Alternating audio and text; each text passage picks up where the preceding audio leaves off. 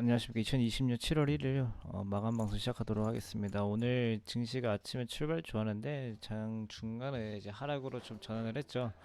일단 뭐 한 두어 가지 정도의 뭐 이슈를 가지고 시장이 좀 빠졌는데, 일단은 제일 뭐 중요한 거는 좀 별로 이렇게 뭐라 해야 될까요? 별로 이렇게 좋은 소식은 아닌데, 그렇다 또 이렇게 엄청나게 확실한 이슈도 아닙니다. 뭐 홍콩 국가보안법 관련돼 가지고 또 이슈가 나왔는데, 그 미국 의회에서 이 홍콩 주민을 이제 난민으로 규정한다라는 법을 이제 발의를 해가지고 그 위안화 환율이 또 이제 급등하는 바람에 이제 뭐 미국과 중국 간의 갈등이 우려된다, 이제 이런 소식들이 전해지면서 아시아 시장이 좀 빠졌습니다. 이제 그 명분을 가지고 이제 갑자기, 이제 사실 중요한 거는 우리나라에서 바이오 업종이 갑자기 엄청나게 빠졌어요. 그게 제일 중요하다라고 좀 생각이 좀 들고, 일단 뭐 바이오 업종들 위주로 빠진 이유는 지금 뭐 추측밖에 답이 없습니다. 추측밖에 답이 없고, 일단 뭐 첫 번째는 일단 모멘텀이 지금 당장 부족하다라는 거.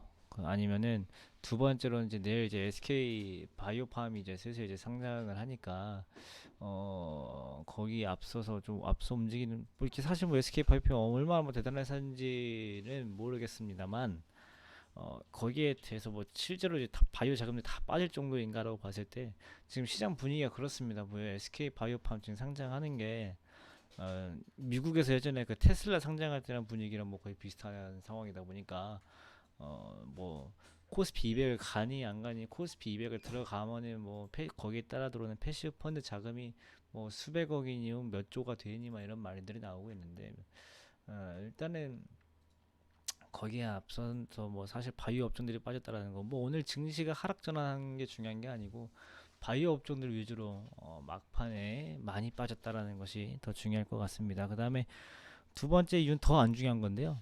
일본 증시가 우리나라보다 우리나라뿐만 아니라 아시아에서 일본 증시가 가장 먼저 빠졌어요. 그 이유는 뭐 일본의 그 큰 대형 제조업체들, 이런 뭐 경제 지표들은 뭐 이렇게 나쁘게 나온 건 아닌데, 신뢰성이 예전만은 못하다라는 뭐 외신 보도들이 막 나오면서 이제 일본 증시가 좀 제일 먼저 빠졌는데, 일단 그런 뭐 현상들이 있었다. 사실 뭐 오늘 시장을 뭐 다이나믹하게 뒤집을 만한 이슈는 없었는데, 그래도 뭐 이제 홍콩 관련돼 가지고 좀 딱 봤을 때 되게 어이없을 정도. 그러니까 홍콩 주민을 난민으로 규정한다라는 법 자체가 이제 딱 나오고 나서 이제 시장이 이건 뭐냐 하면서 이제 빠진 분위기랄까, 이렇게 좀 볼 수 있을 것 같고요.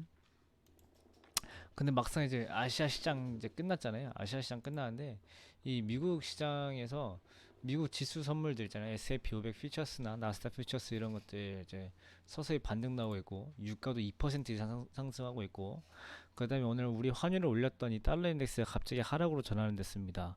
어, 그러다 보니까 오히려 우리나라 증시가 끝나고 나서 지금 글로벌 증시가 다시 반등세에 다시 들어가고 있는데, 일단은 뭐 내일 오늘 밤 뭐 다 지나봐야 되겠지만은, 일단 미국 증시 같은 경우는 어제랑 이어서 좀 상승으로 좀 전개될 가능성이 높을 것 같아요.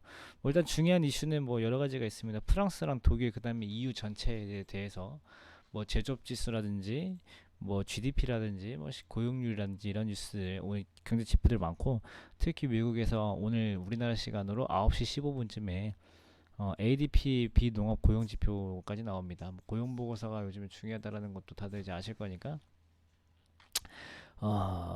그게 시장의 방향성이라기보다는 단기적인 충격을 주냐, 이제 정도 이슈가 될 것 같은데, 딱히 뭐 예상과 크게 다르지 않다라고 하면은, 어제 미국 증시가 상승했었죠. 그 분위기 좀 이어가면서 갈 것 같아요.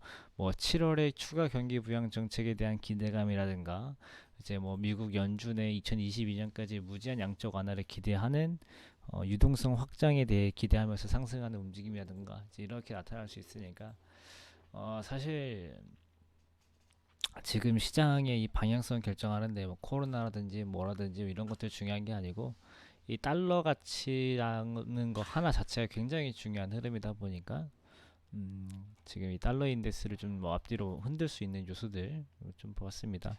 뭐 사실 뭐 개별주라든지 뭐 이런 뭐 테마성 종목들은 크게 뭐 중요한 이슈들은 아닙니다만은, 뭐 대형주들이라든지 코스피에 좀 연관 있는 종목들, 아니면은 지금은 모멘텀이 딱히 없어가지고 시장 흐름 좀 따라다니는 종목들, 이런 경우들 같은 경우들은 중요한 이슈들이기 때문에 체크하시면 좋을 것 같고, 오늘 뭐 특별히 뭐 문제될 건 없었다라는 말씀드리면서 마감 방송 마무리하도록 하겠습니다.